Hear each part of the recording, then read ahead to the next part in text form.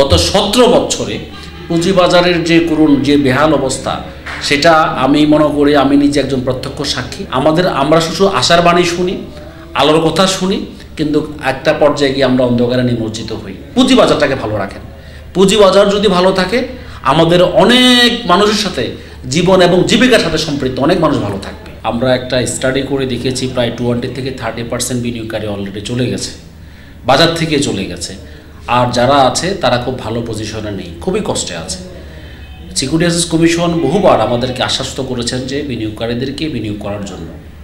আমরা বিনিয়োগ করতে আসি এখানের মধ্যে, বিনিয়োগকারীরা কখনো জুয়া খেলতে এখানে আসে না, বিনিয়োগকারীরা বিনিয়োগ করতে আসে। তো যারা মার্কেটটাকে সবসময় বেহাল পরিস্থিতির মধ্যে রাখে, কখনোই সিকিউরিটি এক্সচেঞ্জ কমিশন বা স্টক এক্সচেঞ্জগুলো তাদের পক্ষে কাজ করতে পারে না। সেজন্য বিনিয়োগকারীরা সর্বশান্ত হয়ে যায়। আর দ্বিতীয়ত হলো আরেকটা বিষয় হলো যে বাজেটের পূর্বে আমাদের অনেক দাবি দাবা থাকে বিনিয়োগকারীদের, বিশেষ করে ট্যাক্স রেহাতের ব্যাপারগুলো আসে, বাজারকে বা ব্ল্যাক মানি হোয়াইটের বিষয়টা আসে, এবং সেখানে আপনার ব্ল্যাক মানি পুঁজিবাজারে বিনিয়োগের জন্য যে প্রস্তাবগুলো গভর্নমেন্ট পক্ষ থেকে বারবার আসা হয়েছিল, কিন্তু আসলে সেই পরিমাণ কোনো বিনিয়োগ পুঁজিবাজারে আমার জানা মতো আসেনি।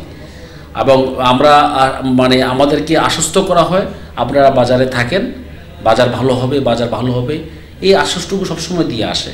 গত 17 বছরে পুঁজিবাজারের যে করুণ যে বেহাল অবস্থা সেটা আমি মনে করি আমি নিজে একজন প্রত্যক্ষ সাক্ষী যে আমরা বিনিয়োগকারীরা হতাশা ছাড়া 2011 সালের পর থেকে যে ধসটা হয়েছিল, ভয়ঙ্কর যে ধসটা, এই ধসের পরে পুঁজিবাজারে উঠতে পারেনি।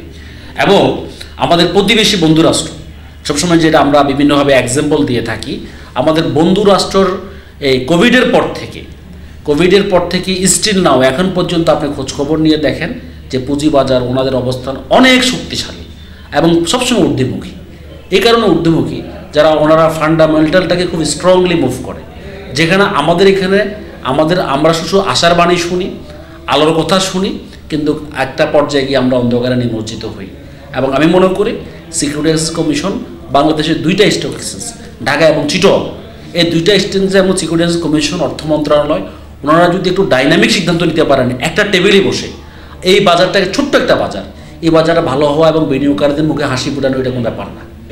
কমিউনিটি এক্সচেঞ্জের ব্যাপারটা আসলে আমিও শুনেছি এবং আমিও জানতাম এইটা ওনারা চিটগাং স্টক এক্সচেঞ্জে শুরু করবেন, এটা পৃথিবীর বিভিন্ন দেশে আছে।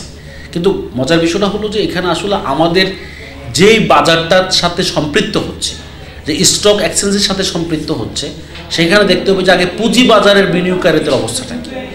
পুঁজিবাজারের বিনিয়োগকারীরা যদি আজকে ভালো থাকতো, সে কমিউনিটি এক্সচেঞ্জ ছিল ভালো করতে পারতো। কিন্তু আমি জানি না ওনারা যারা কাজটা এখানে ওনারা যে কাজটা করতেছেন, ওনারা আগে কোনভাবে চিন্তা করছেন, আগে কি পুঁজিবাজারকে ভালো রাখাটা আমাদের সবচেয়ে জরুরি, নাকি কমিউনিটি এক্সচেঞ্জটাকে আগে ঠিকমতো আনা জরুরি? এই দুটো বিষয় কিন্তু এখনও পার্থক্য রয়ে গেছে। আমি আপনার মাধ্যমে এবং নাগরিকের মাধ্যমে যথাযথ কর্তৃপক্ষকে আহ্বান জানাবো যে আগে পুঁজিবাজারটাকে ভালো রাখেন। পুঁজিবাজার যদি ভালো থাকে আমাদের অনেক মানুষের সাথে জীবন এবং জীবিকার সাথে সম্পৃক্ত অনেক মানুষ ভালো থাকবে।